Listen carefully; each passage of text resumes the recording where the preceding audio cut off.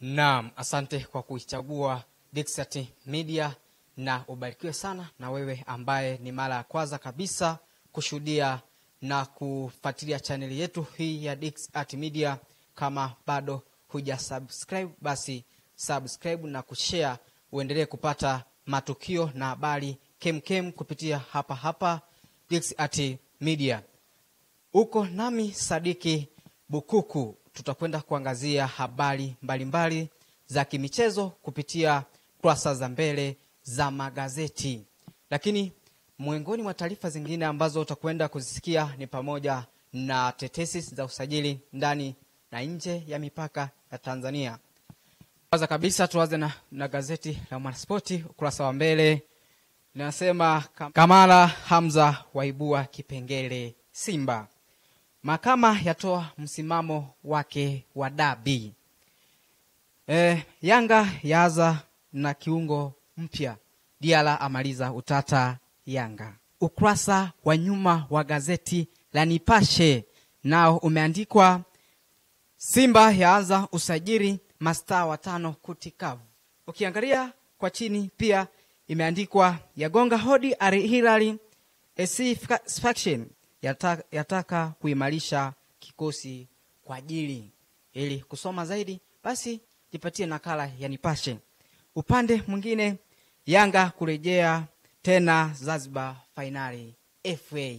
Asante kwa kusikiliza habari za magazeti. Kujisomea zaidi jipatie nakala. Miongoni mwa taarifa zingine ambazo tumekuwekea ni pamoja na tetesi za usajili. Babu kubwa ni kwamba Emmanuel Okwi ataka kurejea ligi kuu ya NBC.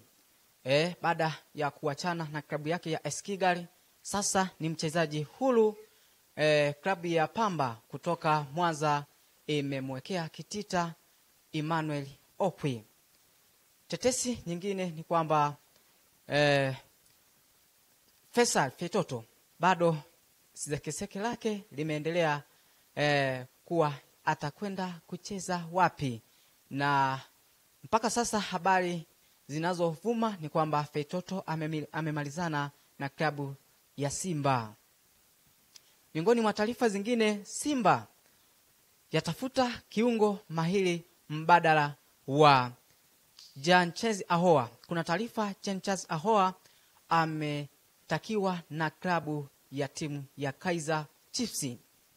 Tetesi nyingine kwa upande huo wa Simba, Mkwala Ateba waipiga biti Simba, na Simba wako tayari kuachia hao mastaa na kuwatafuta washambuliaji wengine. Tetesi ambazo zipo ni kwamba Simba wanamnyatia mshambuliaji kutoka Angola, Mabululu. Tetesi zingine ni kwamba Mbeya City wananyemelea kumsajili Ladaki Chisambi endapo Simba watamwachia aondoke.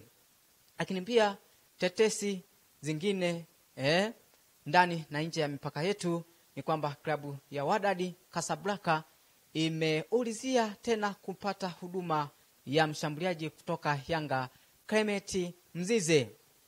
Tukurudi tena kwa upande wa Simba, bwana JB Sila, Simba wanamnyatia kumsajili, wamemwekea kitita cha shilingi milioni 645 kunasa saini yake.